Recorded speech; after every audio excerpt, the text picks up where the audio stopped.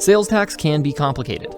In e-commerce, this is made especially difficult with all the different sales tax rates and understanding things like nexus and remittance. It's no wonder that people dread tax time, right? You've probably heard the old idiom, often credited to Benjamin Franklin, "In this world, nothing can be said to be certain except death and taxes." And to that I say, our founding father was right. But while I can't solve the question of immortality, I can give you a little bit more insight on sales tax and e-commerce to make things a little bit easier to understand. Let's quickly touch on why it's so important for a business to maintain sales tax compliance.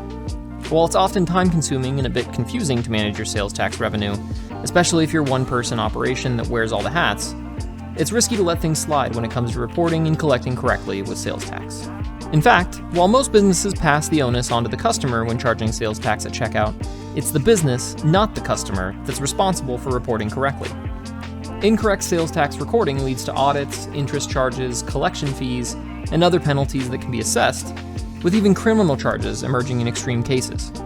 Obviously, small businesses and online sellers can easily find themselves in a bit of a tricky situation with sales tax, especially if they don't know what to look for when it comes to managing incoming orders, making sure they're recording correctly, and, even more importantly, making sure they're collecting correctly. There are a ton of tools and services available to help alleviate some of the burden that comes with sales tax remittance and collection. If you use a storefront rather than a custom-coded store, you probably have access to a utility that allows you to set jurisdictions natively, allowing you to collect the correct amount at checkout every time. Even better, some stores automatically track where a customer is based on billing or shipping address and charge the correct tax rate for that store. See Shopify and Amazon for these two examples. In fact, Amazon has made sales tax remittance a breeze by automatically collecting sales tax for every state that requires it. If you don't have a store doing the heavy lifting for you, or you want to simply know how to tackle this problem yourself, Avalara has a few sales tax tips for online sellers. Take the time to understand what your business is on the hook for when it comes to sales tax. Who do you sell to? Do you know the threshold for remittance in each locality that your customers are in? Understand your platform. If you're using a storefront, know what features you have access to that can set all of this up in-house. Make sure you keep your sales tax revenue separate from your other income.